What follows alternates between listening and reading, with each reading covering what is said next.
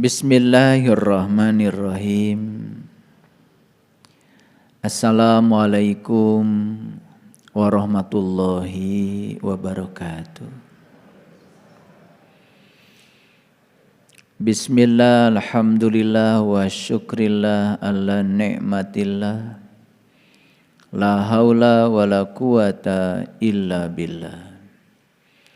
Asyhadu an la ilaha illallah wahdahu la syarikalah. Wa asyhadu anna Muhammadan abduhu wa rasuluh sallallahu alaihi wasallam la nabiyya ba'da. Subhanaka la ilma lana illa ma 'allamtana innaka antal alimul hakim.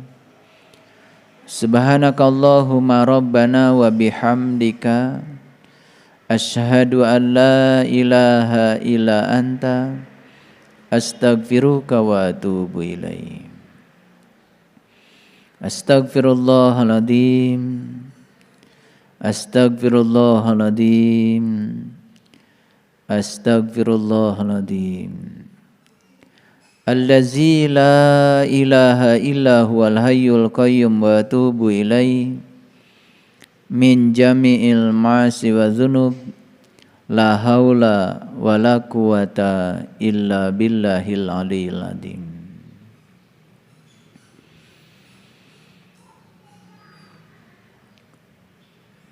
Dari kecil kita diajarkan orang tua kita itu untuk mengaku sebagai orang yang beriman. Bahkan mungkin tidak diajarkan sebagai orang yang beriman.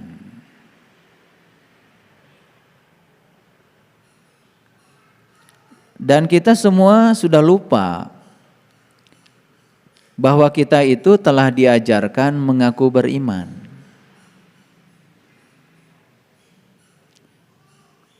Saking lamanya mengulang-ulang pengakuan itu, tahu-tahu kita merasa seakan-akan kita sudah beriman. Itu yang dilupakan banyak orang. Hampir tidak ada yang berani bertanya pada dirinya, apakah saya ini orang beriman atau orang yang mengaku beriman? Bukankah kita dari kecil diajarkan untuk mengaku sebagai orang yang beriman? Bahkan hampir tidak pernah bertanya, sebetulnya iman itu apa sih?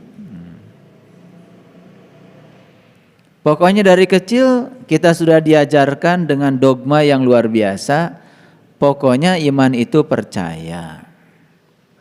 Gak usah dipikirkan, gak usah dipertanyakan, pokoknya apapun percaya saja. Lalu adalah yang namanya rukun iman. Iman kepada Allah sudah percaya saja. Iman kepada malaikat sudah percaya saja. Iman kepada kitab jangan rewel, percaya saja. Iman kepada Rasul, ya percaya saja. Iman kepada hari kiamat, percaya saja. Iman kepada qada dan qadar, percaya saja. Ketika ada daya kritis muncul dalam diri, mempertanyakan semuanya, mulai kita akan diasingkan oleh kehidupan. Padahal Rasul sendiri sudah mengatakan agama itu akal. Dan tidak ada agamanya bagi yang tiada berakal. Bukankah keunggulan manusia itu karena akalnya? Dan ciri akal yang hidup, dia itu mempertanyakan. Lalu dibungkamlah kita oleh satu sistem pendidikan yang memandulkan daya kritis kita sehingga kita tidak boleh bertanya tentang urusan itu. Ya sudah, Yang penting kamu menjalankan semua ritual agama sebagaimana diajarkan oleh para leluhur. Ketika mempertanyakan sedikit saja, adakah di dalam Al-Quran sholat 5 waktu? Mempertanyakan yang begitu saja sudah dianggap aneh. Padahal kan itu pertanyaan yang sederhana saja. Saya disuruh menjalankan sholat 5 waktu. Kan setidak-tidaknya kita diyakinkan perintahnya di mana sih? Saya disuruh untuk sholat. Perintahnya di mana sih? Quran surat apa, ayat berapa? Apakah pertanyaan itu menjadi aneh? Itu kan sebetulnya pertanyaan wajar, sangat alamiah. Bukankah kita sering diajarkan bahwa pedoman hidup kita itu adalah Quran dan Sunnah? Ketika anak-anak kita mempertanyakan isi Al-Quran, isi Sunnah, dan kemudian mereka ingin mengerti secara kritis isinya, kenapa sih kita tidak memberikan keleluasaan untuk memberikan jawaban yang pasti kepada mereka?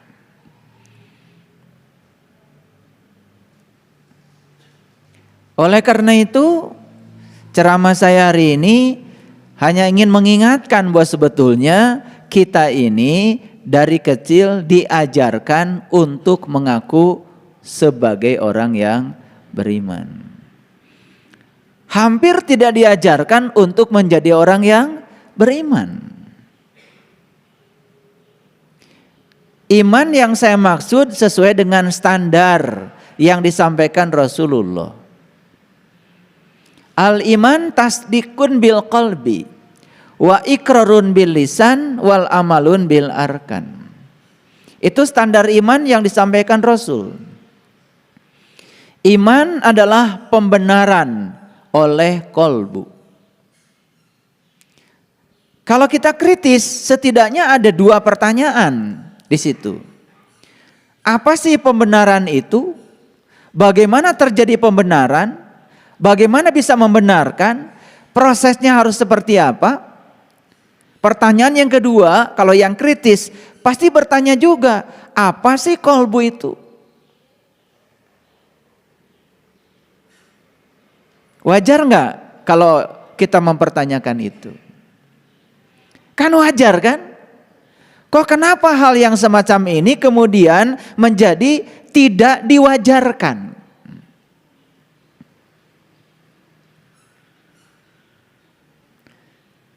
Makanya sekarang saya banyak mendapatkan keluhan dari sekian banyak orang tua yang bingung memberikan jawaban pada anak-anaknya ketika daya kritis mereka muncul. Di kajian yang lalu ada anak usia 8 tahun dikenalkan oleh orang tuanya ke sini, ke depan.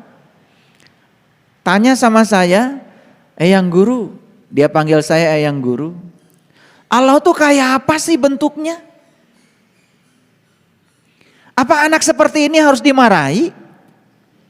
Jangan tanya-tanya begitu." Sementara di dalam diri anak ini sedang berkecamuk, sedang melakukan proses pencarian jati diri. Sudah tumbuh tuh pertanyaan itu. Bahkan sekarang banyak sekali orang tua yang kewalahan ditanya oleh anak karena orang tuanya sendiri tidak pernah menyiapkan diri. Dia sendiri bingung dengan keimanannya. Lalu tidak bisa memberikan jawaban yang pasti ketika ditanya oleh anak-anaknya. Lalu dengan mudahnya orang tua menyerahkan anak-anaknya ke lingkungan pendidikan yang dia sendiri tidak tahu. Gurunya siapa, lulusan apa, karakternya seperti apa, kualitasnya seperti apa. Yang penting disebut saja guru apa. Guru matematika, guru fisika, guru IPS, guru agama, guru bahasa. Yang penting kita serahkan aja pada mereka. Kita tidak pernah tahu yang ngajarin anak kita tuh kualitasnya seperti apa. Karena kita semuanya awam. Dikiranya guru matematika itu ya, yang ngajarkan berhitung. Yang ngajarkan 1 tambah 1, 2 tambah 2, 3 tambah 3. Yang ngajarkan perkalian, kemudian perkaliannya dinalar supaya diingat oleh anak kita. Celaka kalau kita ngajarkan matematika oleh guru yang semacam itu. Logikanya tidak akan tumbuh. Makanya dalam sistem pembelajaran modern muncullah ya tempat-tempat yang mengembangkan potensi anak. Ada yang namanya kursus ini, kursus itu dari negara-negara yang maju. Bahkan sekarang ya, anak-anak SD ya, sudah belajar kalkulus ya. Menggunakan notasi-notasi kalkulus. Sigma, integral. Karena mereka memberikan dasar-dasar matematika yang benar. Saya mengajarkan mahasiswa, ya semester akhir, saya tanya, kenapa Anda pakai integral? Apa bedanya dengan sigma? Nggak bisa, karena nggak ngerti. Ketika ada angka-angka yang berupa deret, apa itu deret aritmatik, apa itu deret ukur, maka deret angka-angka itu bisa disingkat. Penulisan matematikanya dalam simbol tertentu. Tergantung yang dijumlahkan ini diskrit atau kontinu, karena dalam hidup ini yang ada adalah penjumlahan. Tetapi karena tidak dibangun dasar matematika yang benar, dan dianggap matematika itu berhitung, dianggap perkalian, berhitung perkalian gak usah dihafal, udah ada kalkulator kok. Sekarang masih banyak guru-guru di SD ngajarkan perkalian pada anak coba. Dan dipaksa supaya hafal perkalian itu. Padahal nanti kalau dia kerja tidak akan menggunakan itu, dia akan menggunakan kalkulator. Coba kita pergi ke bank. Pekerja bank pakai kalkulator kok. Kita pergi ke mana? Pergi ke pasar. Beli ini, beli ini, beli ini, beli itu. Kan semua pakai kalkulator kok, sudah ada alat bantu. Lalu sistem pendidikan yang belajar menjumlahkan, belajar mengalihkan, kapan dipakainya? Kan diganti sama kalkulator. Ayo, saya ngajak mikir aja. Sama ya seperti orang belajar istilah-istilah asing. Belajar nama-nama obat. Dokter aja tidak semua hafal kok. Kalau lupa ya lihat aja daftar obat. Nggak haram kok. Lalu buat apa kita mencekoki kepala kita dengan hafalan yang banyak? Nanti juga lupa bisa tanya. Nah lalu sistem pendidikan yang semacam itu ujung-ujungnya tidak mengembangkan keterampilan berpikir. Dan kalau anak kita sudah mengumpulkan sejumlah pengetahuan di otaknya, dianggap sudah berilmu.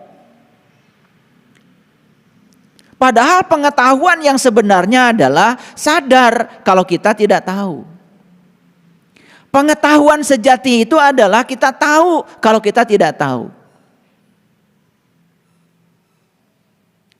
Yang dipakai dalam hidup bukan pengetahuan. Yang dipakai dalam hidup adalah keterampilan. Keterampilan berpikir. Keterampilan vokasi. Betul enggak? Mobil mogok. Sudah hafal semua nama-nama onderdil. Di otak kita udah encer ya. Nama onderdil mobil hafal semua. Mobil mogok. Nggak bisa dibantu dengan menggunakan pengetahuan tentang nama-nama onderdil yang dihafal di otak. Nggak bisa. Yang dibutuhkan di situ adalah keterampilan. Betul apa tidak? Sama dalam agama juga. Begitu banyak hafalan yang dicekokin pada anak-anak kita. Dan kalau sudah hafal ayat ini, surat ini, hadis ini, itu, ini. Dianggap sudah beragama. Tidak, itu baru pengetahuan. Nah kalau berbicara tentang iman, kan dua tadi. Ada satu pertanyaan, kata Rasulullah, al-iman tasdikun bil qalbi. Iman itu pembenaran oleh kolbu. Itu saja, jangan banyak-banyak belajarnya. Daya kritis kita munculkan, apa sih pembenaran itu? Bagaimana prosesnya bisa membenarkan? Yang kedua, apa sih kolbu itu? Yang lucunya di Indonesia, kolbu disamakan dengan hati. Padahal itu dua entitas yang berbeda. Orang Arab di Mekah sana tidak kenal kolbu, mereka kenalnya kibdah. Segumpal daging di dada, itu namanya kibdah, kobid. Makanya hati unta, bahasa Arabnya kobidul jumal, kibdahul jumal, bukan kolbul jumal. Karena kolbu itu bahasa spiritual, kolbu itu adalah bahasa langit, kolbu itu bahasa Arab, bukan bahasa Arab. Oleh karena itu kalau ingin tahu apa itu kolbu, ya tanya referensi spiritual yang berbicara tentang kolbu. Allah sendiri sudah menjelaskan kok dalam hadis kursi. Langit dan bumi tidak akan cukup menampung zatku, tapi kolbunya orang yang beriman, itulah rumahku. Oh, ternyata kolbu itu adalah rumahnya Allah. Ternyata kolbu itu adalah Baitullah. Kan kalau orang yang kritis akan ngejar berikutnya. Kalau rumah, pasti ada pintunya dong. Kalau pintu, pasti ada kuncinya dong. Kalau rumah, pasti bisa dimasuki dong. Kalau masuk, saya dapat apa? Dijawab lagi di Quran. Inna awala baitin wudi'a linnas lalladzi bibakata mubarakah. Rumah pertama yang aku bangun untuk manusia adalah Bait al-Mubarakah. Rumah yang diberkahi, kata Allah. Fihi ayatum bayyinah, di dalamnya ada tanda-tanda aku, kata Allah. Jadi ciri rumahnya Allah itu di dalamnya adalah tanda-tanda Allah. Keren tuh di Quran. Maka Allah jamin, waman dakhalahu kana aminan. Siapa yang bisa memasuki bait itu, amanlah dia. Lalu berduyun-duyun orang pergi ke Mekah. Karena secara simbolik kita diajarkan yang namanya Baitullah ya Ka'bah. Apakah kita pergi ke Mekah masuk ke dalam Ka'bah? Kan tidak. Terus kalau masuk ke dalam Ka'bah, apakah kita akan melihat tanda-tanda Allah di sana? Kan belum tentu. Betul nggak? Nah, ini kita bicara tentang daya kritis. Saya bukan menafikan itu. Saya juga suka membimbing umroh. Saya juga suka muter-muter di sana. Sama 7 putaran kayak kalian. Tetapi diberi sedikit penjelasan saintifik. Kenapa 7 putaran sih? Kenapa mulainya dari Hajar Aswad? Apa sih Hajar Aswad itu? Kenapa lewat Multajam? Kenapa lewat pintu Ka'bah? Kenapa lewat Makom Ibrahim? Kenapa lewat Hijir Ismail? Kenapa lewat Rukun Yamani? Dan kenapa lingkaran bukan kotak?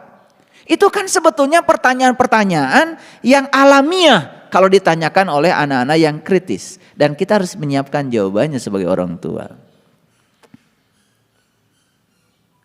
Itu sebabnya kenapa orang tua kita membuat tingkatan iman. Ada iman yang tingkatan ilmu yakin. Ada iman tingkatan ainul yakin. Ada iman tingkatan hakul yakin. Ada iman tingkatan isbatul yakin. Kenapa sih orang tua capek-capek bikin tingkatan-tingkatan iman? Dan kalau rukun iman ada 6, setidaknya setiap tingkatan, setiap rukun itu ada 4 tingkatan. Kan setidak-tidaknya kita harus mengerti 6 kali 4 dong. Betul nggak? Jadi rukun iman yang sebenarnya sebutnya bukan 6. Ya 24. Karena masing-masing rukun punya 4 tingkatan. Sekarang iman kepada Allah. Berarti ada 4 tingkatan. Ada iman yang ilmu yakin. Ada iman yang ainul yakin. Ada iman yang hakul yakin. Ada iman yang isbatul yakin. Apa tidak pengen kita sampai di tingkatan yang paling tinggi dari iman? Apa tidak pengen gitu? Masa tidak pengen? Apa tidak pengen kita memiliki iman yang tingkatan yang paling tinggi sehingga kita kokoh? Isbat, isbat, isbat. Isbat jadi kata sabat, sabat jadi sabatu. Maka di Quran ada kata-kata, barang siapa yang melanggar hari Sabtu, hari Isbat, maka aku akan jadikan dia kera yang amat hina. Itu bahasa Quran itu. Al-Baqarah ayat 65. Nah, lalu apa hubungannya nih kok ada kera hina, kemudian ada hari Isbat? Jadi hari Isbat itu sebetulnya bukan hari agama tertentu. Isbat sendiri artinya adalah teguh, kokoh. Itu artinya isbat. Jadi isbatul yakin kan artinya adalah keyakinan yang kokoh. Nah, kenapa bisa kokoh keyakinannya? Bagaimana prosesnya mencapai keyakinan yang kokoh? Jadi sebetulnya yang melanggar kekokohan keyakinannya itu yang melanggar hari Isbat. Maka aku akan jadikan dia kera yang hina. Apa sih bedanya kera dengan manusia? Kan cuma beda bulunya aja. Kera bulunya banyak, itu aja kok. Kita bulunya dikit, gitu aja. Lain-lainnya sama kok.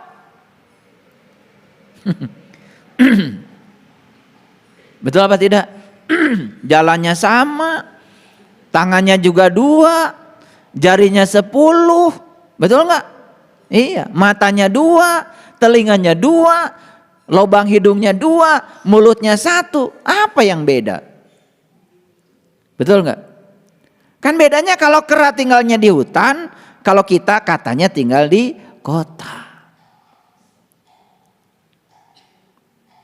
Makanya kata Allah di Quran, bunuhlah dirimu, keluarlah dari kampungmu. Hal itu lebih baik di sisi Tuhanmu. Di ayat lain Allah mengatakan, hendaklah kamu pergi ke kota dengan membawa uang perakmu. Berlakulah lemah lembut dan janganlah mengatakan halmu pada seorang jua pun. Keren itu. Jadi kita itu disuruh bertransformasi dari kampung ke kota, dari hutan ke kota. Berarti kan harus berevolusi dong.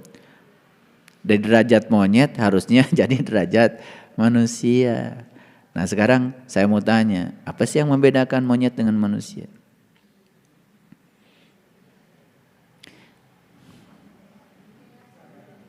Apa? Kesadaran. Bagus. Tahu kesadaran itu apa? Ya, kesadaran itu apapun yang dilakukan harus dengan sadar.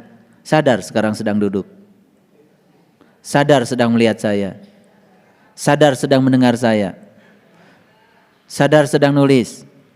Sadar sekarang punya nafas. Sadar kalau nafas itu adalah sang hidup. Sadar kalau di balik nafas itu ada Allah.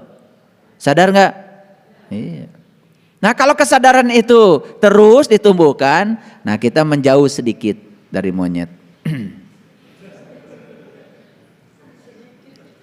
Ya, menjauh sedikit kan, lumayan. Karena monyet itu nggak sadar kalau dia lagi duduk, nggak sadar kalau dia lagi manjat, nggak sadar kalau dia melihat. Nah, sekarang dicek lagi, benar nggak kita sadar? Saya tanya sekarang, kenapa kalian bisa lihat saya? Kenapa? Nah, mulai bingung kan? Belum sadar. Nah, dekat lagi dengan monyet. Monyet melihat nggak? Melihat. Kalian melihat saya nggak? Nah, terus di mana? Katanya bedanya kesadarannya. Kenapa kalian bisa lihat saya? Karena punya mata. Monyet juga punya mata. Karena apa? Ya karena kita bernafas. Emang monyet tidak bernafas? Bernafas juga. Emang monyet nggak hidup? Lah kalau nggak hidup nggak bisa lihat. Makanya jawaban jangan ngasal. Kenapa Anda bisa melihat saya? Betul, karena Anda hidup. Cirinya hidup apa? Anda bernafas. Apa sih nafas itu? Ada daya dalam diri kita, yang daya itu membuat kita bisa melihat. Ada daya pada diri kita Yang daya itu membuat kita bisa mendengar. Ada daya pada diri kita yang membuat kita bisa merasa. Ada daya pada diri kita yang membuat kita bisa berpikir. Dari mana daya itu? Siapa daya itu? Terus dikejar sampai menemukan ternyata daya itu adalah diri sejati saya. Ternyata daya itu adalah Tuhan saya, Allah saya yang bersama saya setiap saat. Tidak pernah meninggalkan saya. Kalau sudah sampai di kesadaran itu, menjauh lagi dari monyet. Monyet aja gak pernah khawatir. Coba. Monyet punya tabungan gak? Punya rumah? Mobil? Keluarga? Lah kalian tabungan punya. Rumah punya. Keluarga punya. Tapi masih khawatir. Sadar gak itu? Ya itu namanya belum sadar. Jadi sekarang ini kita tugasnya mencari pembeda. Kalau enggak mau disebut, gitu aja kok. Tugas kalian itu adalah mencari pembeda. Kalau tidak mau disebut, lah bukan saya nyebut kok. Yang nyebut kalian kan. Itu bahasa Quran loh. Barang siapa yang melanggar hari Isbat, maka dia akan dijadikan kera yang hina. Ini melanggar hari Isbat loh. Jadi kera. Jadi kalau orang sudah imannya tingkatan Isbat turun lagi. Keterlaluan. Kalau imannya baru ilmu yakin. Ya gak apa-apa. Baru tingkatan rendah kok. Nah pertanyaan saya sekarang. Iman kita kepada Allah. Rukun iman yang pertama aja. Gak usah 6-6-nya dibahas. Gak cukup waktu. Betul gak? Sudah isbatul yakin. Atau baru ilmu yakin. Ilmu pun baru tingkatan pengetahuan. Belum tingkatan ilmu. Karena pengetahuan dan ilmu beda. Pengetahuan yang sudah nyata jadi pengalaman. Itu namanya ilmu. Nah yang dibicarakan di dalam tingkatan iman. Bukan pengetahuan yakin. Tetapi ilmu yakin. Yakin karena ada ilmunya. Pertanyaan, udah punya emang ilmunya? Yang kedua ainul yakin. Yakin karena sudah melihat. Ain itu artinya mata. Jadi iman kepada Allah yang pertama ilmu yakin. Yakin kepada Allah karena apa? Karena ada ilmunya. Udah tahu ilmunya belum? Yang kedua iman kepada Allah ainul yakin. Yakin kepada Allah karena sudah menggunakan ain. Ain itu mata. Mata mana yang kau pakai untuk meyakinkan keyakinanmu pada Allah? Mata ini gak mungkin. Mata ini cuma kornea mata. Mata ini cuma otot. Yang namanya materi ya cuma melihat materi.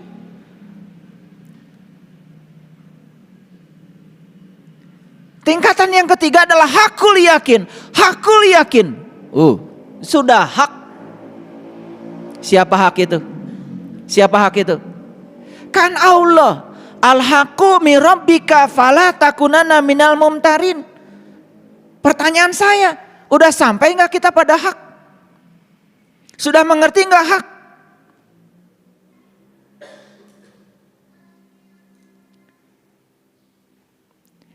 Kalau di pertanyaan seperti ini, dipertanyakan seperti ini, mulai gusar enggak kita? Gusar kan? Kenapa kalian enggak gusar? Enggak pernah nanya. Karena dengan mengaku diri sebagai orang beriman, merasa sudah cukup. Mari kita gugat dengan kesadaran kita. Karena kalau sekarang kita jadi orang sadar, di sini, saat ini, sekarang, maka semesta kehilangan satu orang bodoh. Semoga orang bodoh itu adalah kalian. Yang orang bodoh yang sudah nggak bodoh lagi, mantan. Nggak apa-apa mantan orang bodoh, mantan orang jahat, nggak apa-apa. Tentu saja prihatin kalau mantan orang baik.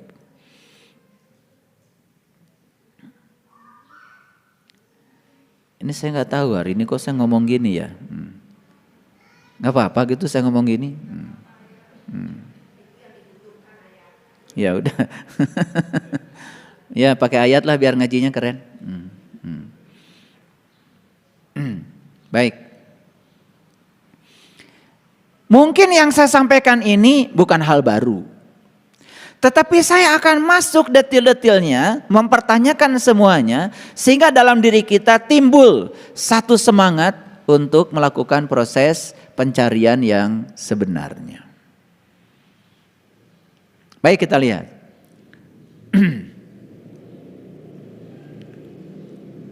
Nah, sambil menunggu layar melihat ayatnya, saya lanjutkan dulu. Itu iman pada Allah saja. Ada 4 yang harus kita pertanyakan. Tingkatan ilmunya di mana, tingkatan ainnya di mana, tingkatan haknya di mana, tingkat isbatnya di mana. Belum lagi yang kedua, iman pada malaikat. Coba. Tingkat ilmunya di mana, tingkat ainnya di mana, tingkat haknya di mana, tingkat isbatnya di mana. Belum lagi iman yang ketiga. Iman pada siapa? Pada kitab. Belum lagi iman kepada Rasul. Belum lagi iman pada kiamat. Belum lagi iman pada qada dan qadar. Semua kalau dipertanyakan, gusar kita. Dan karena tidak dipertanyakan, kan santai saja. Makanya ada orang datang ke rumah saya. Dia bilang sama saya, Bapak, alhamdulillah saya. Dari kecil sampai sekarang saya tidak pernah tidak tahajud. Walau semalam. Keren Bapak. Dan setiap saya tahajud, saya pasti baca Quran. Tambah keren lagi. Gimana sekarang? Bapak bahagia? Saya tenang. Lalu saya bilang, beda ya dengan saya. Saya kalau baca Quran itu bukan tenang. Berdebar-debar di sini. Dan ternyata menurut ayat Quran dikatakan orang beriman itu justru kalau dibacakan tanda-tandanya Allah, dibacakan ayatnya Allah, bergetar kalbunya. Wazilat qulubuhum. Ini aneh. Habis baca Quran, tenang. Sedangkan saya kalau baca Quran, bergetar kalbu saya. Ini yang salah dia apa saya? Lalu saya tanya, mohon maaf Bapak. Bapak kalau baca Quran, pakai bahasa yang mana nih? Ya Arab. Mohon maaf Bapak. Bapak bisa bahasa Arab? Ya enggak. Ketika Bapak baca Quran, Bapak ngerti yang dia baca? Sama sekali. Pantesan tenang. Jadi ketemu jawabannya. Pantesan tenang karena tidak mengerti. Ibaratnya kita dapat surat dari anaknya kecelakaan. Suratnya pakai bahasa Rusia. Dan kebetulan kita ngerti bahasa Rusia. Begitu dapat surat, dibaca. Bahkan disampaikan ke tetangga. Ketika ditanya, apa Bu beritanya? Bahasa Rusia. Ya isinya apa? Nggak tahu. Tenang nggak kira-kira? Tenang. Itulah bedanya kalian dengan saya. Maka kalian harus baca Quran. Yang nggak ngerti itu tenang.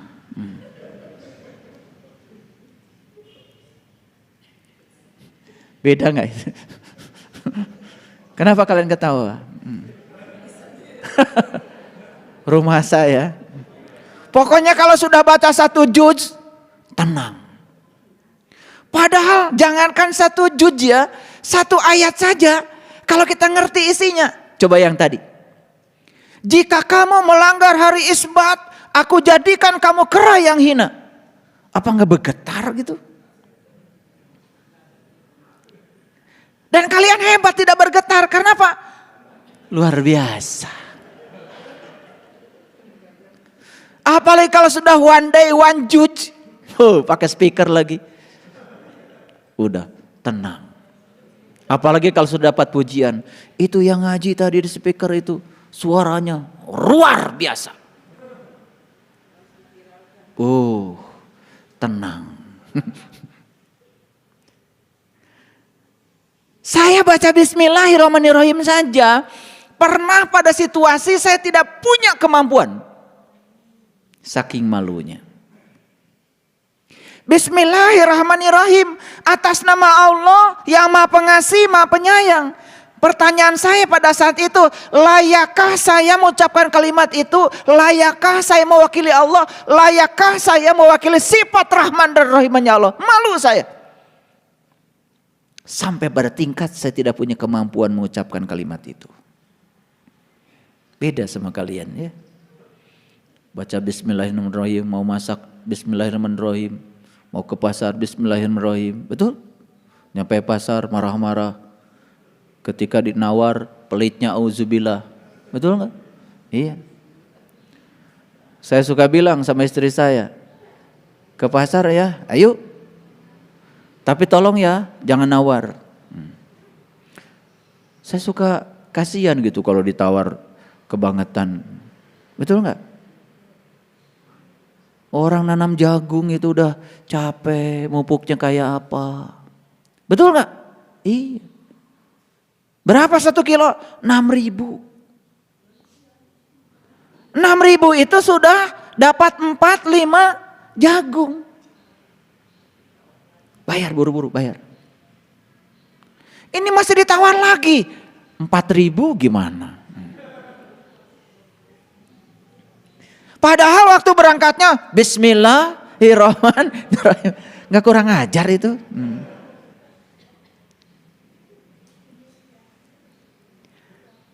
Jadi saya cuma aneh aja lihat orang-orang yang nekat-nekat model gitu.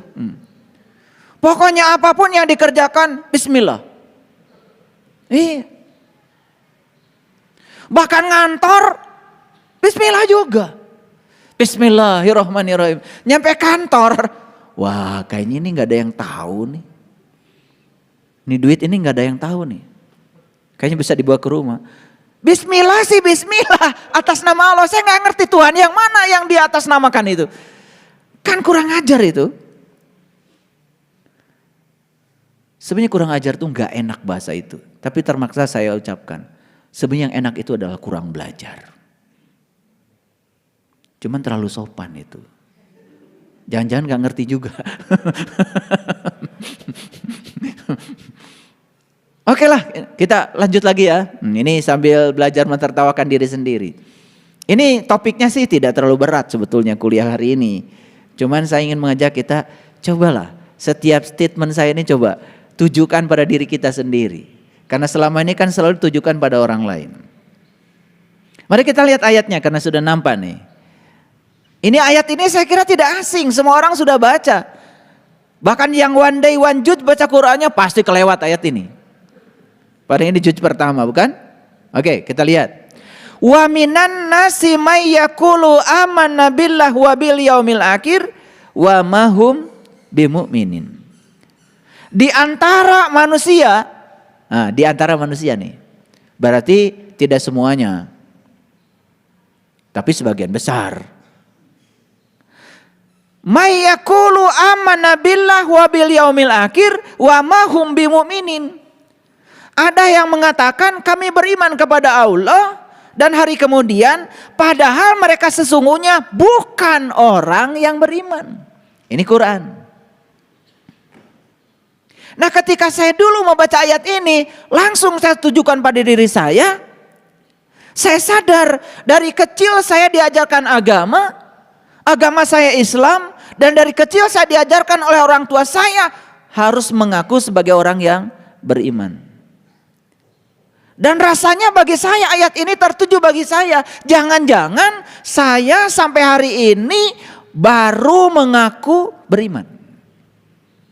Sehingga timbul pertanyaan pada diri saya, kapan kalau begitu saya akan mengawali iman? Kan begitu. Sama nggak ibu bapak dengan saya belajarnya gitu? Ada nggak pertanyaan?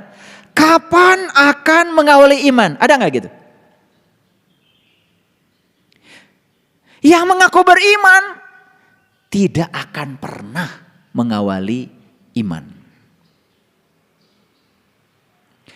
Yang akan mengawali iman adalah mereka yang menyadari bahwa dari kecil saya diajarin ngaku iman. Kapan iman saya? Pasti akan mencari supaya dapat iman.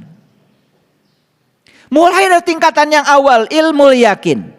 Masuk tingkatan kedua, ainul yakin. Masuk tingkatan yang ketiga, hakul yakin. Masuk tingkatan yang keempat, isbatul yakin.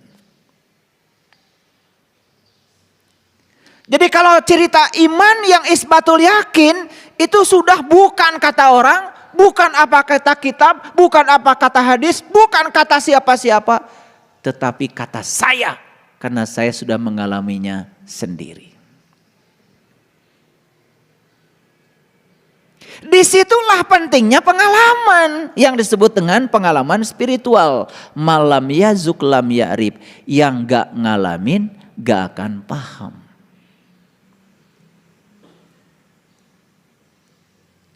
Ada air di gelas ini, yakin? Yakin? Yakin apa tidak?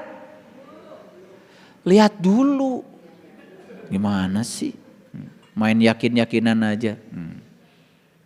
Saya bilang ada air di gelas ini. Harusnya lihat dulu. Kalau kita cuma mengatakan yakin ada air di situ, karena yang ngomong saya itu baru ilmu yakin. Itu baru informasi. Itu baru kata saya. Jangan percaya sekalipun yang ngomong saya. Layak untuk tidak dipercaya. Begitu ke depan ke sini, oh iya ada air. Itu baru pada tingkatan ainul yakin. Kenapa Anda yakin kalau di sini ada air? Kan sudah lihat. Tahap pertama baru sebatas informasi, di gelas ini ada air. Tahap kedua sudah lihat kalau di gelas ini ada air. Bahkan bisa cerita sedikit, airnya warna putih, suhunya sekian, udah mulai lebih kenal lagi. Tingkatan yang ketiga, hakul yakin apa? Minum. Ini air apa? Bener gak ini air minum? Mineralnya berapa? Bener gak mineral? Jangan-jangan sudah pakai reverse osmosis, mineralnya sudah ditiadakan. Sampai detil-detilnya tahu, itu hakul yakin. Berulang kali meminumnya sampai pada tingkatan isbatul yakin. Sampai situ gak iman kita? Ya dicek. Iman pada malaikat. Mulai bertanya lagi. Nanya gak kalian? Gak pernah nanya. Apa sih malaikat itu? Etimologinya seperti apa? Dari kata dasar apa? Pernah gak gitu belajar? Kan enggak. Begitu orang bilang malaikat, apalagi yang bilang ustad, apalagi pimpinan pondok pesantren, udah aja. Yes, malaikat. Yang penting hafal 10 malaikat. Betul gak?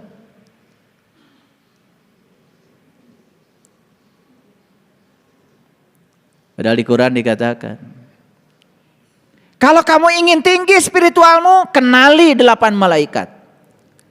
Dan kalau kamu ingin tinggi spiritualnya, jangan kenal sama 2 malaikat. Jangan 10-10-nya kita kenali. 2 malaikat yang tidak boleh kita kenali. Satu namanya malaikat Atid, pencatat amal buruk. Yang kedua malaikat Malik, penjaga neraka. Jangan kenal sama dia.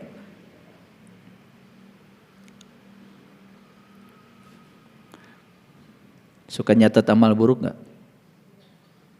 Amal buruk siapa? Orang lain. Siapa yang nyatet? Dicatat di mana? Di mana catatnya? Si Anu, keburukannya Anu. Di mana dicatatnya? Di sini bukan? Ah, itu Atid. Jauh-jauh belajar malaikat. Yang nyatet kamu, yang ngapalin keburukan kamu. Betul nggak? Iya. Kan yang tahu siapa kita, yang tahu apa yang kita lakukan, kan kita sendiri. Walaupun orang lain tidak tahu, tapi kita tahu. Coba, pernah nggak begitu? Ini praktek. Ada atid nggak dalam diri kita? Ada nggak?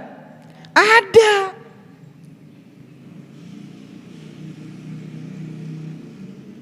Ada malaikat Malik milik. Milik itu ego. Ego berarti aku. Betul nggak? Silahkan kembangkan egomu. Menderitalah hidupmu. Maka tubuhmu akan jadi neraka. Dijaga malaikat Malik. Malik milik. Tuh, sederhana kok. Ada nggak yang jaga dalam dirimu? Ada nggak? Ada. Buktinya apa? Kamu tersinggungan. Kamu gampang marah, baperan, dikit-dikit dipikirin. Nah itu, Malik tuh. Betul nggak? Nah karena kita belajar malaikat tidak praktek seperti itu, apa yang terjadi? Emang di akhirat akan ada tes formatif gitu? Ada soal dari guru agama di akhirat. Syarat masuk surga harus hafal 10 malaikat. Ada cerdas cermat sebelum masuk surga. Sebutkan malaikat penjaga surga. Ridwan. Masuk surga enggak? Masuk surga enggak? Kejadian itu aja belum tentu ada. Ridwan itu artinya ridho.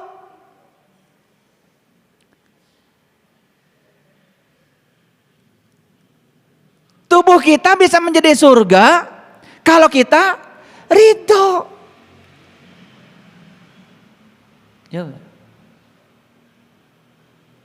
Kejadian sebesar apapun, kontradiksi sebesar apapun, kalau kita ridho gak jadi masalah. Menjadi masalah ketika ridho.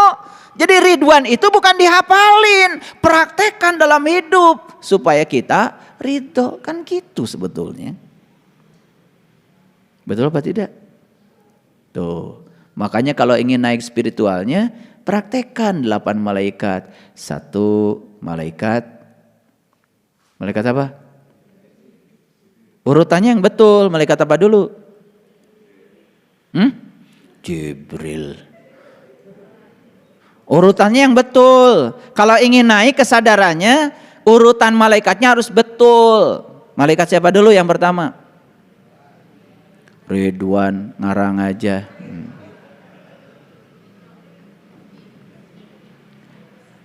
Pertama yang harus diaktifkan dalam diri kita adalah malaikat munkar nakir. Itu step awal. Apa sih tugasnya munkar nakir? Munkar dan nakir adalah malaikat yang bertanya di dalam kubur. Mana kuburan? Nih kubur. Siapa yang terkubur? Ya dirimu, jiwamu. Jiwa itu harus kenal pada Allah dan Rasulnya. Makanya ditanya, siapa Allahmu, siapa Rasulmu? Yang satu ditanya munkar, yang satu ditanya nakir. Di sini. Ada nggak yang nanya? Ada nggak nanya? Itu segitu gede suaranya kalian nggak pernah dengar. Karena kalian itu sudah miskonsepsi tentang itu. Karena kita tahunya munkar dan nakir itu nanti katanya di kuburan. Begitu kata dikubur udah mati ditanya malaikat, siapa Tuhanmu? Siapa Rasulmu? Gitu? Gak ada kerjaan. Orang-orang mati ditanya-tanya. Yang hidup aja ditanya belum tentu bisa jawab. Ya kalian gak pakai mikir kan? Karena gak pakai mikir. Yang kayak gitu ya dianggap keyakinan. Kuburan tuh di sini nih, lihat kuburan, ini kuburan. Kan Kan suka tanya di sini, siapa diri saya? Dari mana saya asal? Kemana saya harus kembali? Apa tugas saya di sini? Pertanyaan tentang diri itu pertanyaan tentang Tuhan. Makanya harus kita kenali dua. Satu Allah, dua Rasulnya. Siapa yang bertanya? Jiwamu. Makanya syahadatkan asyhadu alla ilaha illallah wa asyhadu anna muhammadar. Siapa yang bersyahadat? Jiwa. Pada siapa? Pada Allah dan Rasulnya. Maka malaikatnya dua, munkar, nakir. Tanya tuh guru agama yang ngajarin munkar nakir di sekolah. Kenapa dikubur dua-duaan malaikat? Emangnya kalau satu ketakutan gitu malaikat? Karena saya pernah tanya dulu di pesantren sama guru saya. Itu malaikat nggak ada kerjaan pengen berdua-duaan di kuburan, saya bilang. Alhamdulillah saya diusir dari pesantren. Ya modelnya begitu, kalau nanya-nanya kritis sedikit pasti diusir. Kalau nggak bisa menjawab pasti marah. Itu model guru di kita begitu. Kalau ditanya nggak bisa jawab pasti marah. Dengan otoritasnya usir. Main usir, pendidikan macam apa kayak gitu. Kalau di sistem pendidikan ada hukuman, itu bukan sistem pendidikan, itu penjara. Orang yang sedang kegelapan dikasih hukuman, itu sama dengan kegelapan dikasih kegelapan. Sistem pendidikan apa yang semacam itu? Apa yang diharapkan oleh kita? Anak kita nakal di sekolah, kalau nggak nakal nggak akan disekolahkan. Dipanggil ke sekolah saya. Anak bapak nakal di sekolah, mun bager mau disekolahkeun. Pangna dititipkan di sekolah, ada anak saya nakal, tolong ajarkan sama bapak ibu. Sekolah bisanya menghukum. Kalau anaknya baik disebut baik. Kalau anaknya tidak baik itu karena salah kaprah di sekolah. Harusnya murid itu adalah guru. Makanya guru itu belajar dari murid, jadikan muridnya jadi guru. Itu salah kaprah, karena dia menganggap dirinya guru, lalu semua muridnya itu dianggap bawahnya dia. Padahal semua murid itu tamu agung yang datang ke semesta untuk jadi dirinya sendiri. Ini ngerti apa enggak saya bicara? Lanjut ya, sampai mana tadi? Kenapa berdua-duaan? Lah iya. Yang harus kita tahu dua, satu Allahnya, dua Rasulnya. Makanya pertanyaan di kuburan ini dua, satu munkar, dua nakir. Keren gak?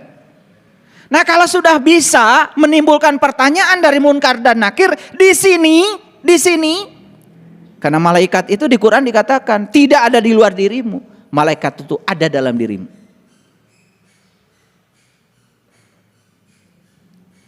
Ada orang yang datang ke rumah saya. Ya sosok agama biasa. Mulai itu melihat ada foto di dinding, komentarin. Nggak boleh pak ini. Ada gambar di dinding. Malaikat rahmat tidak masuk ke rumah bapak. Terus apa lagi? Ini ada lagi, ada patung lagi pak. Ini malaikat tidak akan bisa masuk ke rumah bapak. Saya bilang alhamdulillah. Semoga malaikat pencabut nyawa gak masuk-masuk ke rumah saya. Kan seumur saya jadi panjang. Makanya saya mau banyakin patung di rumah saya. Biar malaikat pencabut nyawa gak datang ke rumah saya. Gak pakai otak ngomong. Itulah kadang-kadang. Mulut kita udah terbuka sementara mata kalbu kita masih tertutup. Pengetahuan kita masih dangkal, sudah mulai menjudge orang. Itu penyakit kulit namanya. Dan itu menyebar penyakit itu. Ya, sangat berbahaya. Kalau nggak tahu diam aja. Ya, baru tahu namanya aja. Ya, baru pesantren 3 bulan besok udah pakai sorban.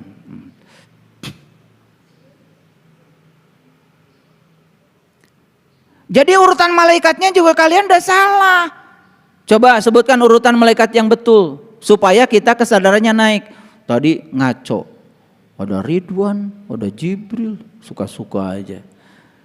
Urutan pertama adalah malaikat munkar, nakir. Selanjutnya apa?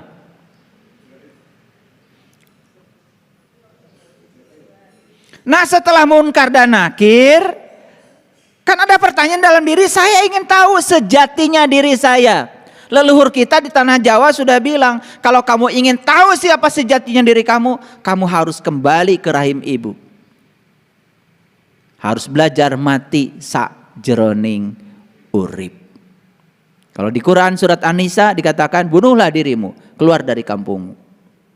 Berarti malaikat siapa? Ijrail. Pencabut apa? Pencabut nyawa.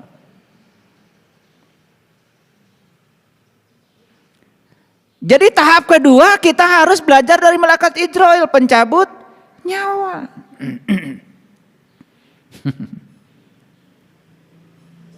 Ngerti maksud saya?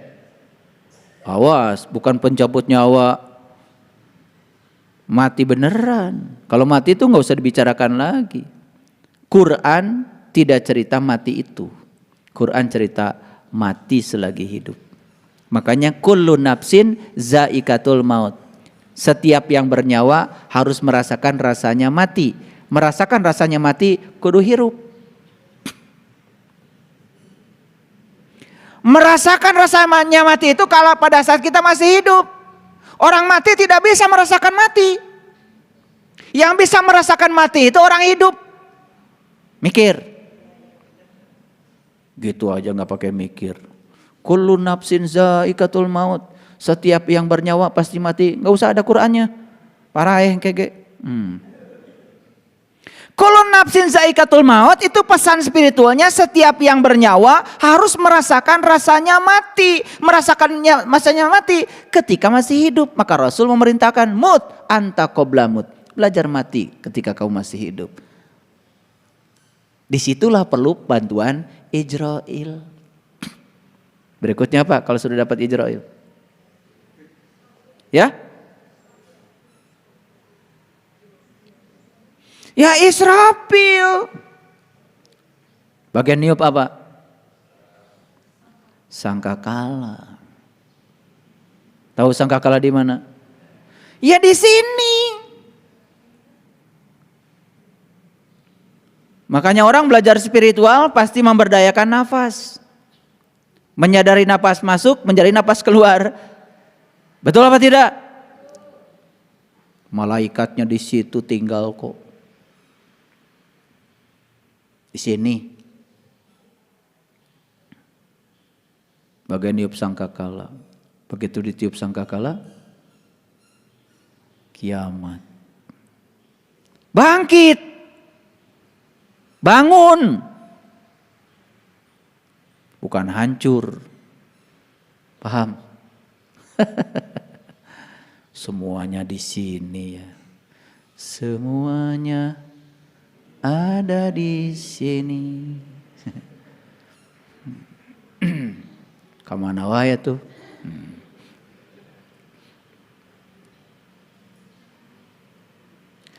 Begitu sudah bangkit, berikutnya apa? Malaikat apa?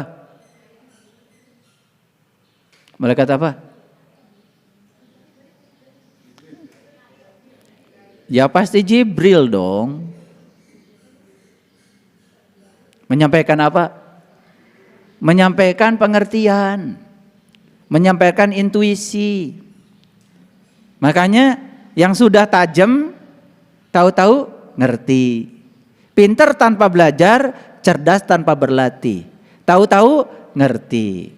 Tahu-tahu ngerti. Gitu. Paham? Nah kalau sudah ketiban Jibril, ya berikutnya pasti ketiban Mikail. Turun hujan dari langit. Pembawa rezeki. Nah rezeki yang paling agung adalah hidangan dari langit. Itu yang diminta Nabi Isa. Allahumma robbana anzil alaina ma'idatan minas sama'i. Takulun al-id. Ya Allah turunkan hidangan dari langitmu. Yang turunnya hidangan itu merupakan hidangan bagi hari raya bagi kami. Keren banget itu di Quran. Lihat saya semua. Jawab. Kalau hujan tuh yang air turunnya dari mana? Dari mana? Dari awan.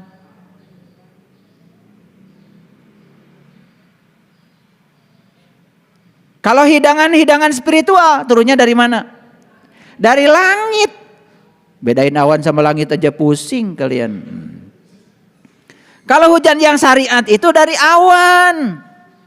Di Quran tidak ada cerita hujan yang itu. Di Quran itu cerita barokah yang turun dari alam tinggi yang disebut dengan hidangan dari langit. Langit mencerminkan alam-alam tinggi, alam malakut, alam jabarut. Itulah dikenalkan oleh Jibril. Jibril dekat dengan Mikail, turun hujan. Hujannya bukan hujan air, tapi hujan adalah hujan ma'ul hayat. Hujan nur ala nur. Dari langit rohani kita. Sudah jiwa kita menjadi merdeka. Makanya terakhir tinggal berkenalan dengan Raqib. Semuanya baik ternyata. Tidak ada yang buruk. Karena baik dan buruk itu adalah penilaian kita. Siapa yang sudah menemukan kebaikan di dalam, semua yang di luar baik-baik saja. Maka puncaknya jadi ridwan. Ridho. Jadilah surga. Ditipu orang, ridho.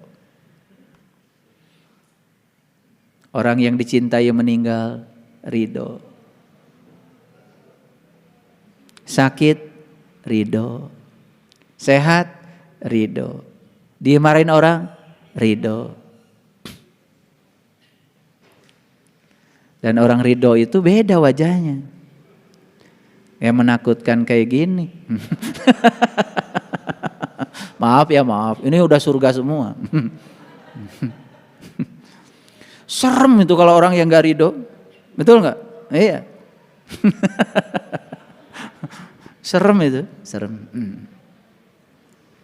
Nah itulah di Quran dikatakan wa minan nasi may yaqulu amanna billah wa bil yaumal akhir wa ma hum bimumin.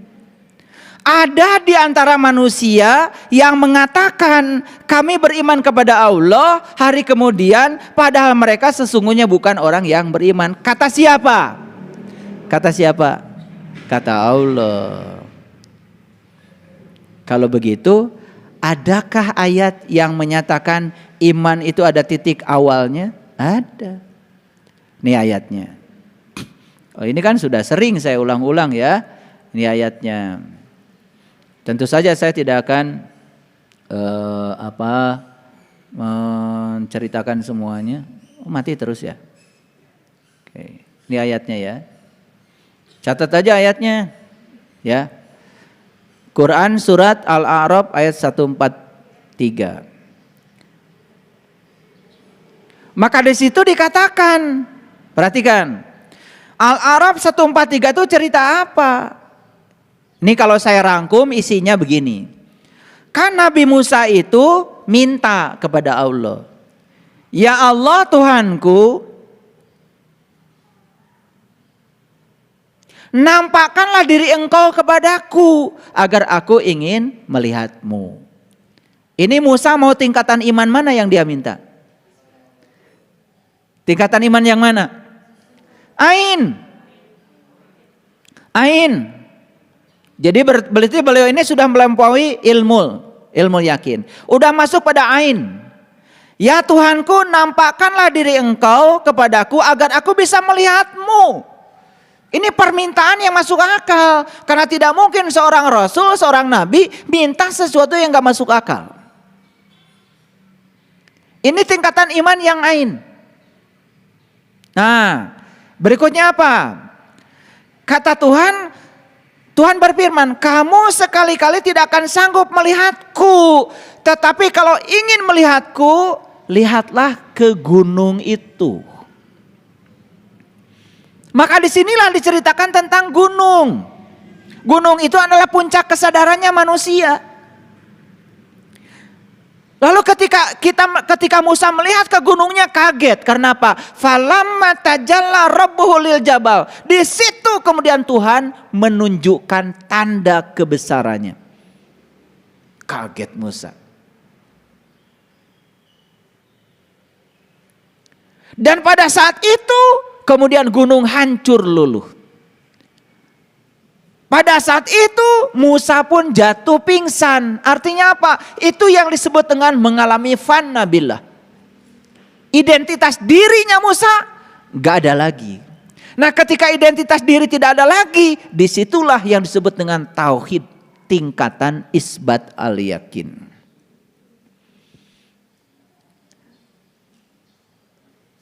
Itulah titik awal Musa beriman kepada Allah. Makanya beliau kemudian berteriak kepada Allah. Apa teriakan Musa? Qala. Qala itu berarti Musa berteriak. Subhanaka tubtu ilaika wa ana awal mu'minin. Maha suci engkau ya Allah. Aku datang kepadamu, aku kembali kepadamu. Itu taubat. Wa ana awalul mu'minin. Inilah awal aku beriman. Jadi iman itu ternyata harus ada awal. Ini para pengaku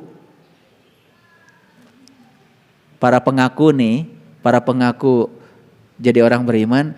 Saya mau nanya, kapan lu mulai awalnya?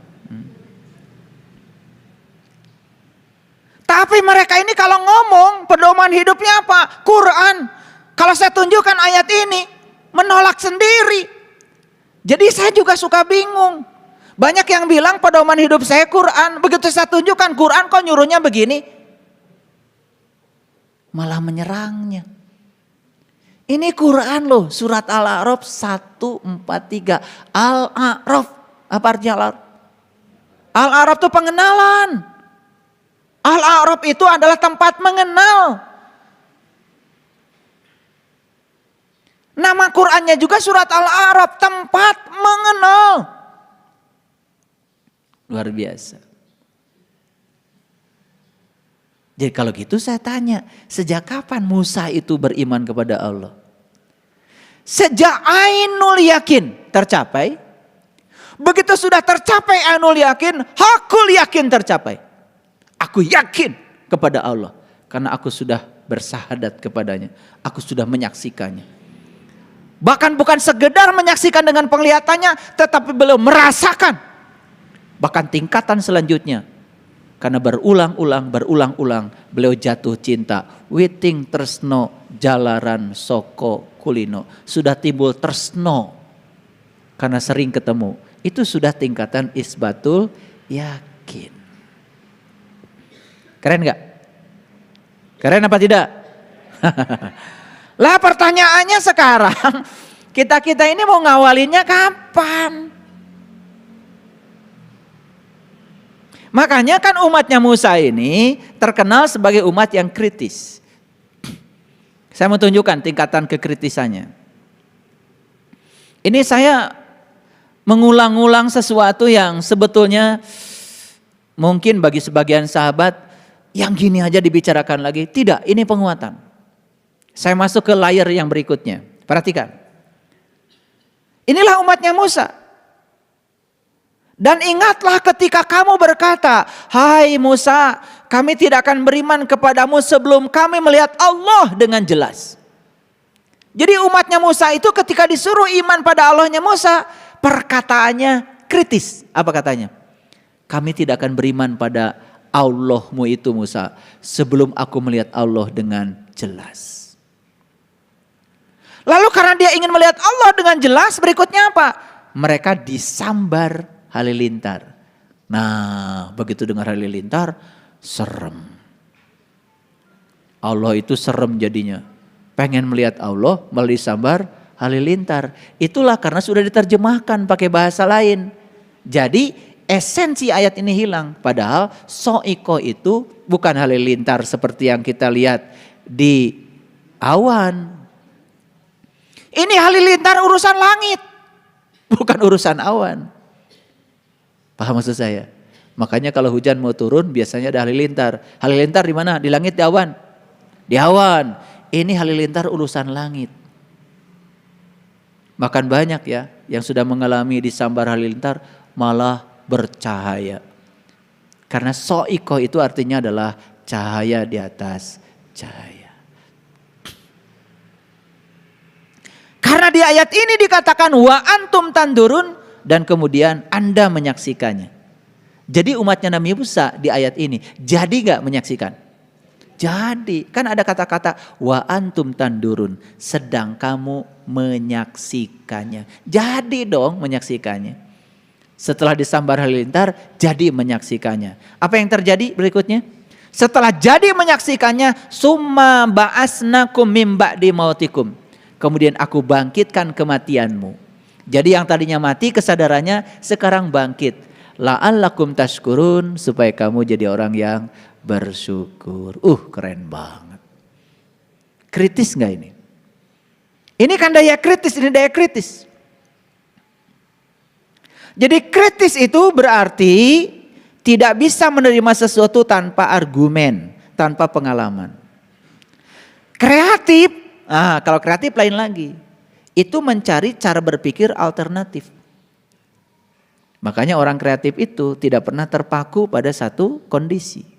Coba, orang yang tidak kreatif, lihat botol aqua atau botol air mineral, paling juga dilempar-lempar. Tapi yang kreatif, dia melihat alternatif lain. Dia bikin bunga. Betul gak? Orang yang tidak kreatif lihat ban bekas, numpuk saja.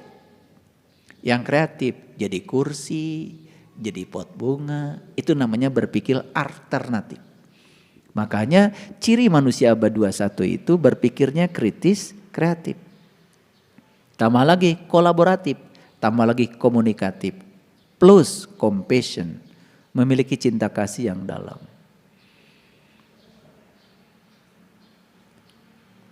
Ngerti nggak saya ngomong? Jangan-jangan nggak ngerti. Nah, sekarang saya lanjutkan dulu. Sebetulnya saya mau cerita apa sih? Saya mau cerita ini sebetulnya. Jadi banyak manusia yang mengaku beriman, padahal dia tuh bukan orang yang beriman. Nah, sekarang perhatikan saya. Yang mengawali iman, itu saja belum tentu jadi orang yang beriman. Karena Nabi Musa saja itu belum jadi orang beriman loh. Pada saat beliau itu mengalami pengalaman spiritual tadi, beliau baru mengawali awalnya iman. Jadi iman ada awalnya? Ada. Kalau gitu Islam ada awalnya? Ada awalnya? Ada. Nah, pertanyaan yang kedua ini, apakah kita ini orang Islam atau orang yang diajarin mengaku beragama Islam?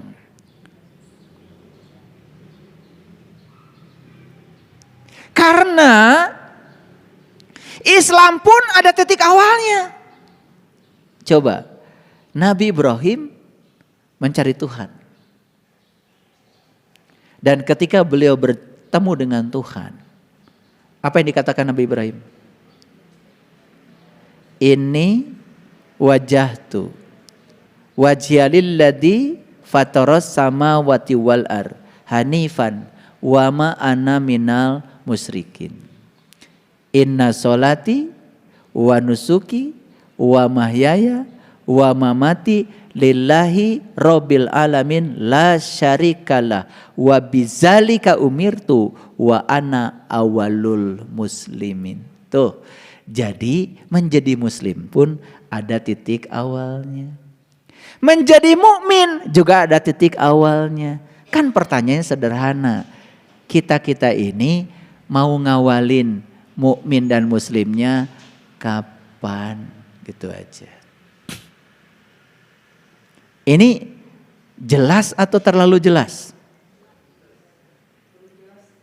Ya? Belum jelas? Oke, lanjutkan dulu. Nah, sekarang kalau orang sudah mengawali iman, apakah akan jadi orang beriman?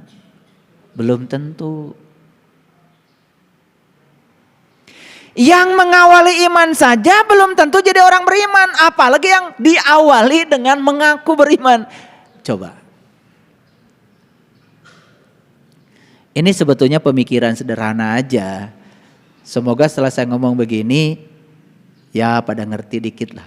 Dikit aja ngertinya, udah lumayan. Udah terjadi resolusi dalam diri. Daripada nggak ngerti sama sekali. Yang mengawali iman saja belum tentu jadi orang yang beriman. Karena awal iman itu baru bibit. Apakah setiap bibit akan menjadi pohon yang lebat? Apakah setiap bibit itu akan menjadi berbuah? sangat bergantung pada cara kita untuk mengurusi bibit itu. Setuju? Benih itu bisa tumbuh, benih itu tidak tumbuh, tergantung Anda.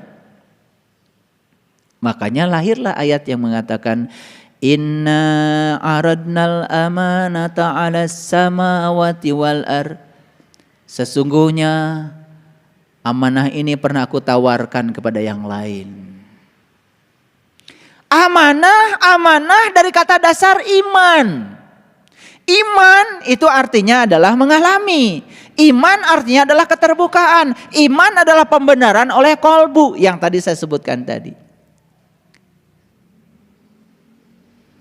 Tetapi di ayat itu dikatakan inna aradnal amanata 'alas samawati wal arwal jibal fa abaina ayahmilnaha wa asfaqna minha wa hamalahal insan innahu kana dzaluman jahula gitu. Ini amanah. Iman.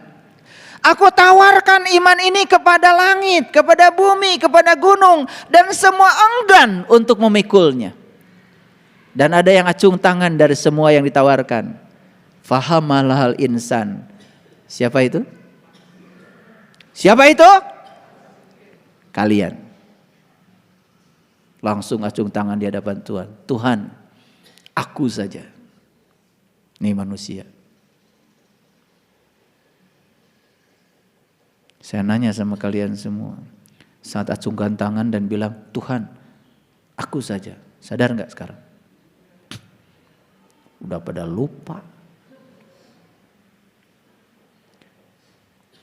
Kan sudah ditanya sama Allah. Alastu bi rabbikum? Bukankah ini Tuhanmu? Qalu bala syahidna. Ya, aku menyaksikan itu. Itu tonggak amanahmu.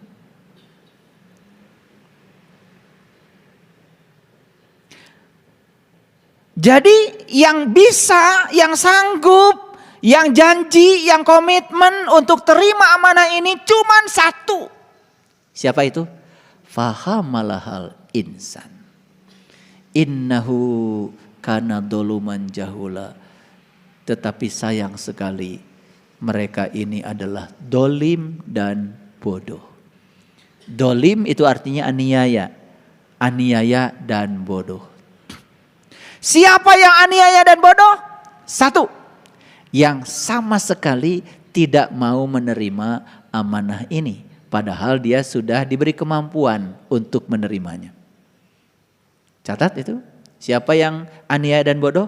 Satu, yang tidak mau menerima amanah ini. Padahal dia sudah diberi kemampuan untuk menerimanya. Sudah diberi alatnya manusia.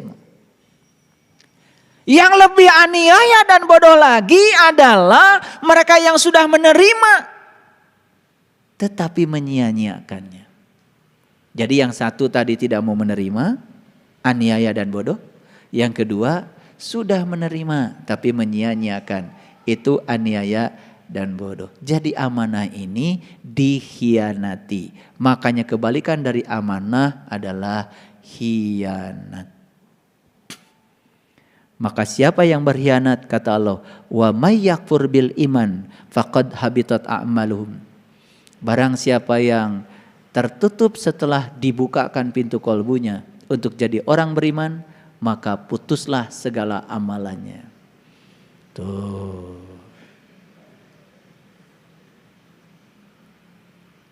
Ini ngerti apa tidak? Ya. Kalau ngerti lanjut ya, lanjut. Nah, apa sih ciri orang yang mengaku beriman itu? Lalu bedanya apa dengan orang yang benar-benar mengawali iman? Bedanya apa? Bedanya sangat berbanding terbalik. Yang pertama, orang yang mengaku beriman itu kerjaannya yukhadi'unallaha wallazina amanu wa ma yakhda'una illa anfusahum wa ma yash'urun. Apa cirinya? Mereka hendak menipu Allah. Ciri orang yang mengaku beriman itu salah satu yang paling luar biasa adalah mereka ini suka menipu Allah. Dan yang kedua adalah menipu orang yang beriman. Padahal mereka menipu dirinya sendiri. Lihat saya semua. Jadi ketika seseorang itu masih suka menipu dirinya sendiri, itu sebetulnya tanda bahwa dia itu sebetulnya bukan orang yang beriman. Perlu saya kasih contoh? Yes. Menipu itu berarti apa? Membohongi.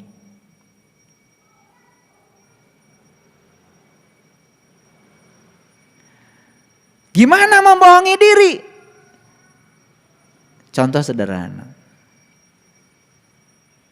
Orang-orang yang suka mengambil haknya, bukan haknya, hak orang lain.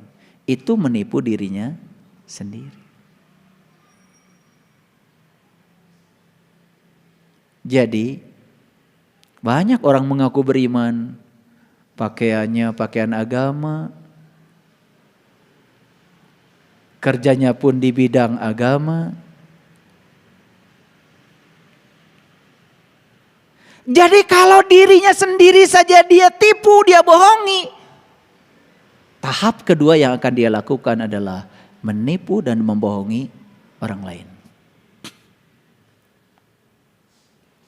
Pertanyaan dari saya, adakah di dunia ini orang-orang yang mengaku beriman tetapi kerjanya menipu dan membohongi dirinya sendiri? Ada? Ada apa banyak?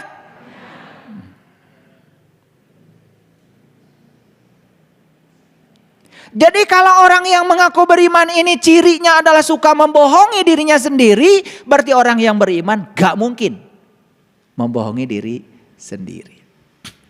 Kelihatan bedanya? Beda dikit atau beda banyak? Beda dikit atau beda banyak? Beda banyak toh? Oke. Pertanyaannya sekarang, kita aja dulu yang ada di sini. Apakah kita masih suka membohongi diri sendiri? Masih apa sering? Apakah kita ini layak disebut orang beriman? Kalau dibahas gini baru pada sadar. Kalau nggak dibahas gini, apalagi kalau sudah dandanannya kayak gini, wih, syar'i, gagah, betul? Iya. Dan kita mengira agama itu pakaian. Kita mengira agama itu identitasnya ada di pakaian. Agama itu identitasnya melekat sebagai akhlak.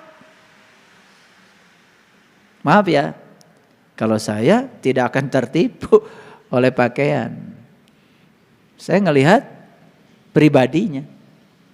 Karena kalau dia orang beriman, salah satu cirinya tidak mungkin dia menipu dirinya sendiri. Karena kalau dia masih menipu dirinya sendiri, kan sebetulnya dia menipu Allah yang ada dalam dirinya. Kalau Allah saja ditipu, apalagi yang lain selain Allah. Allah yang ngasih segalanya sama dia mah ditipu. Dasar tukang tipu.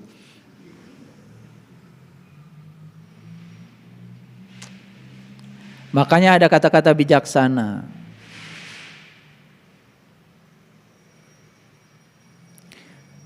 Jangan percaya sama orang yang menyatakan cinta padamu.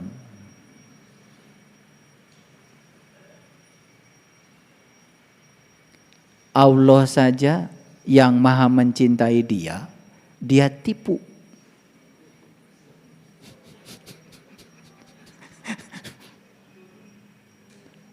Allah saja yang maha mencintai dia, sama dia mah ditipu. Apalagi kamu.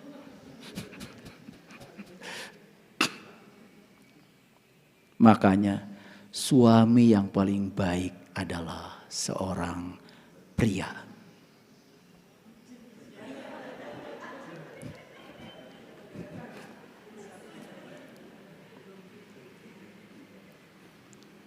Jadi suami yang terbaik adalah seorang laki-laki.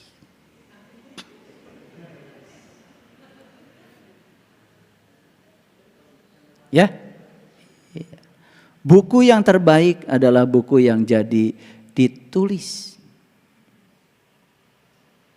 Rumah terbaik adalah rumah yang jadi dibangun. Makanya kalau saya bilang sama mahasiswa, skripsi yang terbaik adalah skripsi yang jadi ditulis. Makanya mahasiswa ngomong itu gagasannya banyak, tapi nggak ada tulisannya. Udah, kamu keluar aja.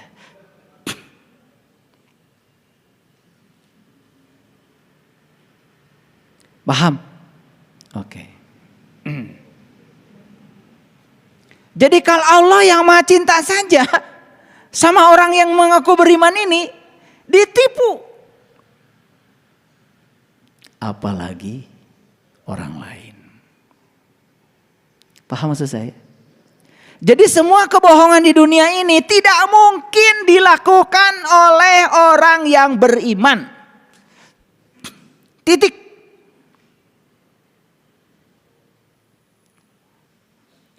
Dia pimpinan itu, pimpinan ini, bajunya juga syar'i. Kalau masih nipu, bagi saya tidak beriman. Tapi kan dia ngaku, ya boleh, ngaku siapapun boleh kok.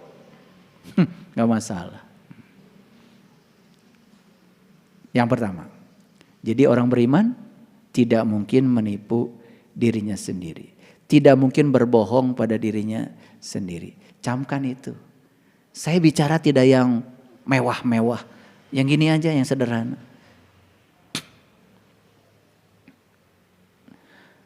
Dan ketika seseorang itu menipu dirinya sendiri, sebetulnya dia itu sedang mengumpulkan penyakit. Maka di ayat lain dikatakan fi qulubihim maradun fazadahumullahu marado. Karena apa? Bohong itu akan menghasilkan kebohongan baru berulang-ulang untuk menutupi kebohongan lama. Nih saya kasih tahu resepnya nih. Yang mau berbohong, kasih ilmu saya. Syarat kalian berbohong, kalian harus memiliki ingatan yang super jenius. Syaratnya itu. Supaya tidak kelihatan bohongnya. Karena kalau orang berbohong, tidak punya ingatan yang jenius, dia akan mengulang kata-kata bohongnya berbeda di tempat yang berbeda. Kurang jenius bohongnya, jadi ketahuan. Diajarin oleh saya cara berbohong juga. Jadi kalau mau berbohong, kalian harus punya ingatan yang jenius. Syaratnya ya. Nah kalau kalian ingatannya biasa-biasa saja, udah jangan bohong. Karena akan ketahuan. Ini teknik berbohong supaya nggak ketahuan. Hebat, saya ajarin juga. Tapi saya jamin kalian ini nggak punya ingatan yang jenius. Kalian tuh ingatannya biasa-biasa aja, pohoan. Oleh karena itu jangan bohong. Kalau merasa pohoan, jangan bohong. Kalau merasa pelupa, sederhana, jangan bohong. Jadi kalau kalian gampang lupa itu adalah anugerah supaya enggak bohong. Karena di ayat ini dikatakan fi qulubihim maradun fazadahumullahu marado. Jadi di dalam diri mereka itu ada penyakit. Karena apa? Begitu seseorang gemar menipu dirinya sendiri, dia mengumpulkan penyakit. Karena apa? Kebohongan akan ditutup dengan kebohongan baru. Terus bohong lagi, terus bohong lagi. Tambah lagi, ya kurang jenius.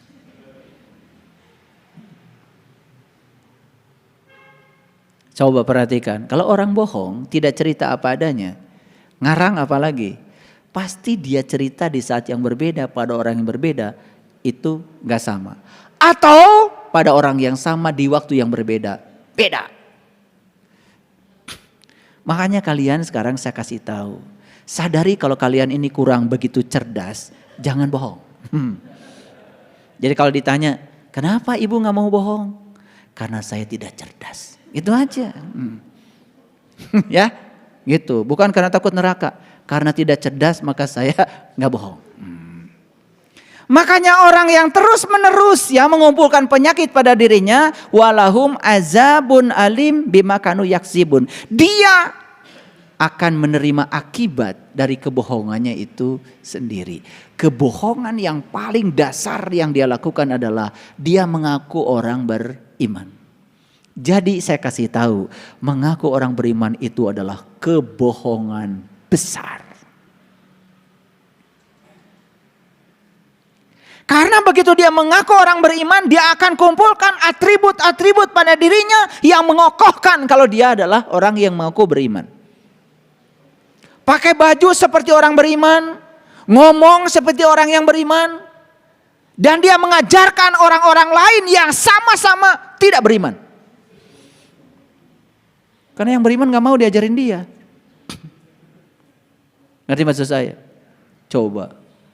Orang yang gak pernah minum kopi, tiba-tiba seminar di depan orang yang pernah minum kopi. Saudara-saudara, kopi itu rasanya geli-geli. Nah, udah.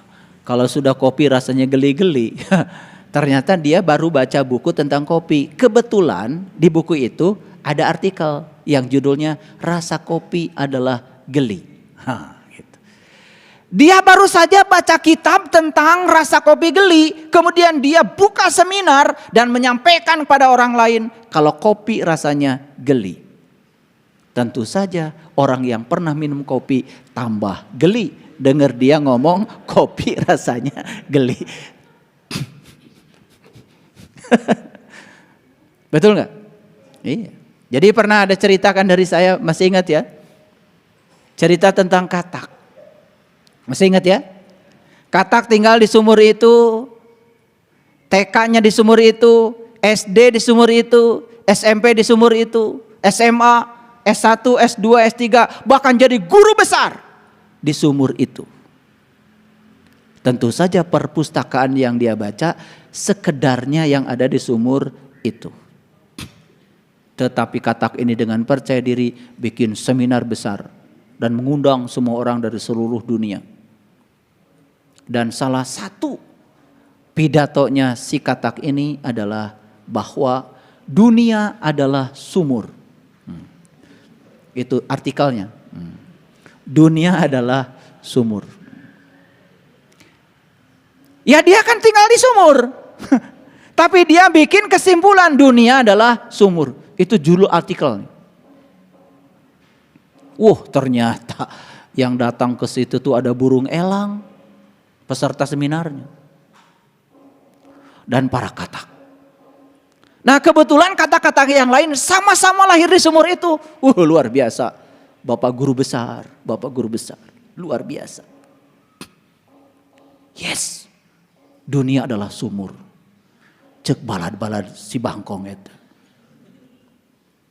Ada satu yang acungkan tangan. Maaf ya.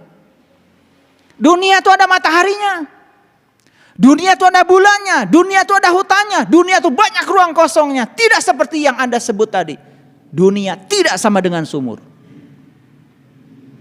Terjadilah perdebatan sengit antara guru besar katak di sekolah katak di sumur itu dengan burung elang. Karena burung elang tidak mau menghabiskan banyak waktu. Melayani orang seperti kamu, tak. Ini sudah ada kebijaksanaan sedikit nih burung elangnya. Jadi sudah tidak mau melayani perdebatan yang tidak penting dengan orang yang tidak penting. Akhirnya apa? Akhirnya kalau kamu berkenan naik di pundak saya. Nanti kalau sudah selesai seminar. Ini tamu-tamu masih banyak yang mau salaman sama saya. Dasar katak tolol. Sudah jelas dia nggak tahu apa-apa, masih nunggu orang mengucapkan salam. Ini belum tepuk tangan. Jadi dia masih nunggu peserta seminar tepuk tangan, ngasih aplaus. Kalau dia sudah bikin kesimpulan yang benar seakan-akan. Nah ini, ngaku beriman kayak gini modelnya. Selesai seminar, udah kasih aplaus, burung elang masih sabar. Dan kemudian si katak itu disuruh naik di pundaknya. Begitu naik di pundaknya, keluar. Tepat di bibir sumur, si katak itu mengatakan, oh ternyata dunia banyak kosongnya ya, terang lagi. Di situ dia mengalami pencerahan.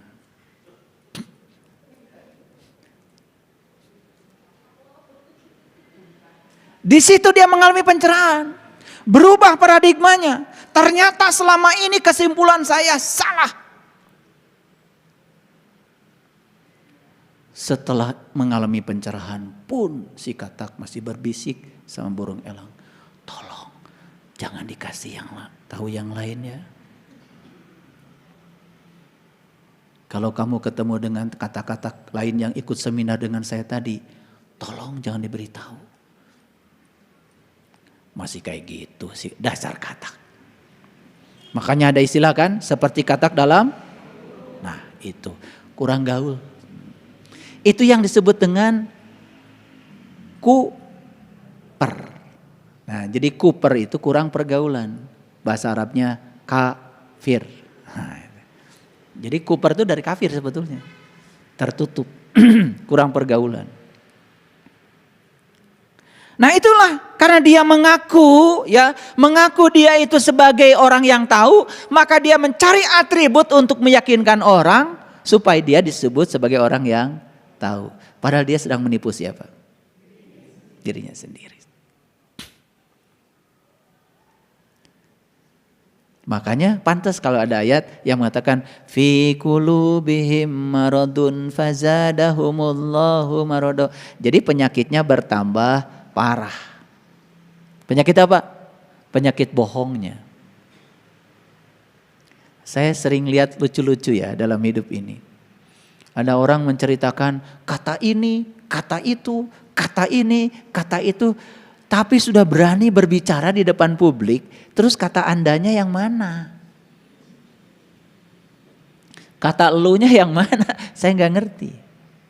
Mohon maaf ya.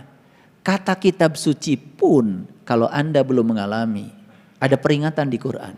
Ya ayyuhallazina amanu lima taquluna ma la taf'alun. Kabura maqtan indallah an taquluna ma la taf'alun.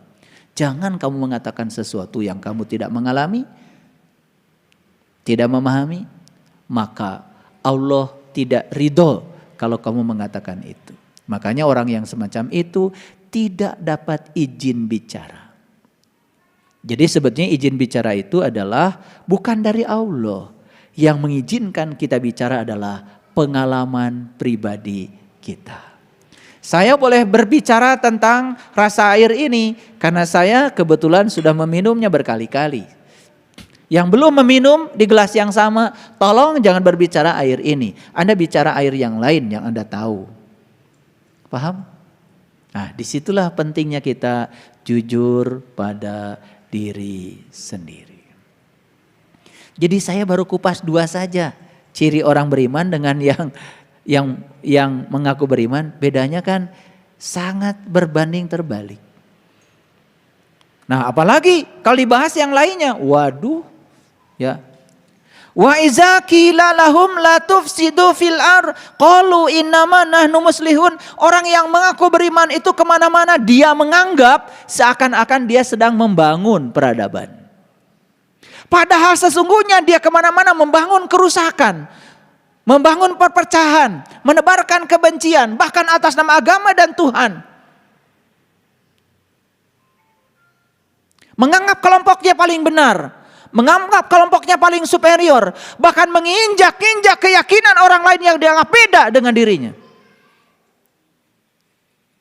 Yang model kayak gini udah jelas bukan orang beriman. Ini orang yang mengaku beriman. Kalau orang beriman sudah sampai kepada Tuhan, pasti penuh welas asih, toleransinya tinggi. Dia tidak mungkin menciptakan kerusakan di muka bumi. Karena semua orang yang membuat kerusakan di bumi besar ini satu penyebabnya. Karena dia suka membuat kerusakan di bumi kecilnya. Kalau Tuhan yang ada dalam dirinya ada dia bohongi, apalagi orang lain. Melebar lebih jauh lagi. Ya menipu orang, membohongi soal proyek, soal itu, soal uang, dan lain sebagainya. Jadi semua gambaran yang dilakukan orang di luar, itu gambaran tentang apa yang ada di dalam dirinya. Itu adalah pencerminan. Jadi teko tidak mungkin mengeluarkan kopi kalau dalamnya susu. Ya kalau teko mengeluarkan kopi, ya dalamnya pasti kopi dong. Mengeluarkan susu, dalamnya pasti susu dong. Jadi apa yang nampak di luar yang dilakukan orang, itu pencerminan tentang apa yang ada di dalam dirinya. Jadi sebetulnya sekarang ini kalau kita ingin lihat penyakit manusia, yang paling besar itu adalah bohong pada diri sendiri. Bahkan kebohongan ini sudah merambah dalam ranah keimanan. Ngerti maksud saya? Jadi kalau saya bilang tadi rukun iman ada 6, setiap rukun saja ada 4 tingkatan setidak-tidaknya. Setidak-tidaknya kita harus menjalani 24 rukun. Dari tingkatan yang ilmul yakin, ainul yakin, hakul yakin, sampai tingkat isbat al yakin. Gimana coba? Kitab. Bagaimana kita iman pada kitab? Yang tingkatan ilmu yakin. Bagaimana kita iman pada kitab yang tingkatan ainul yakin? Gimana iman pada kitab yang tingkatan hakul yakin? Gimana tingkatan pada kitab yang tingkatan isbat al yakin? Gimana? Tingkatan dasar yang ilmu yakin, kita hanya tahu kitab adalah yang tertulis. Coba, mohon maaf, yang tertulis saja. Taruhlah kitab kita Al-Quran 30 juz. Pertanyaan saya, apakah itu sudah jadi ilmu? Atau baru jadi pengetahuan? Jadi pengetahuan saja belum, apalagi jadi ilmu. Jadi tingkatan ilmu yakin saja belum terpenuhi. Maaf ya, kalau Anda baru bisa membaca Quran, bagus panjang pendeknya. Sorry, Anda itu masuk ilmu yakin pun belum.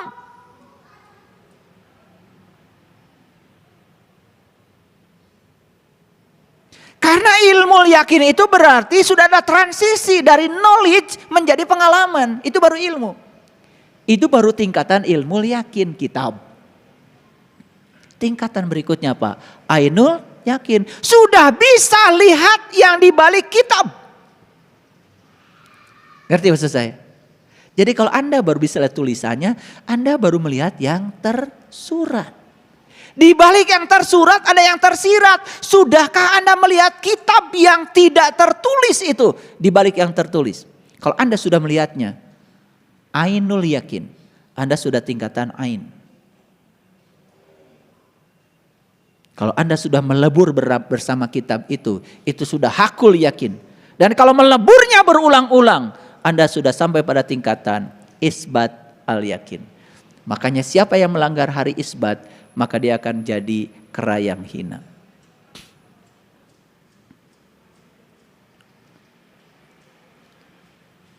Bisa dibayangkan gak? Perlu waktu berapa jam saya harus menjelaskan beda orang yang mengaku beriman dengan orang yang beriman. Ini baru saya baca 2 ayat saja, ini sudah hampir 2 jam. Cirinya apa? Cirinya jas saya sudah mulai basah. Ya, karena saya disorot oleh lampu. Inilah, karena disorot lampu berarti energi mengalir terus ke sini. Nah kalau nggak disorot lampu, wajah saya nggak kelihatan. Jadi serba salah. Ya pokoknya saya nurut saja Samina Watona sama tim kreatif. Dikasih lampu nggak apa-apa. Makanya efeknya saya jadi gampang keringetan. Nah tetapi kalau saya sudah hampir 2 jam bicara, jadi gak apa-apa, memang saatnya diakhiri. Ini dari tadi saya ngomong kalian ngerti gak? Saya cuma khawatir udah 2 jam, udah keringetan. Kemudian gak ada yang ngertinya gitu. Iya toh? Ya setidak-tidaknya kalau gak ngerti ayat-ayat kalian bisa mengulang lagi cerita katak lah. Itu udah bagus. Jadi nanti kalau ada ulangan ditanya di rumah, tadi pengajiannya apa? Pokoknya katak lah gitu. Pokoknya nggak usah Ayatnya apa terlalu berat barangkali, cerita katak aja udah bagus. Ya itu, ya. Dan itu bisa menginspirasi kita, semoga kita jangan jadi orang-orang yang kurang pergaulan.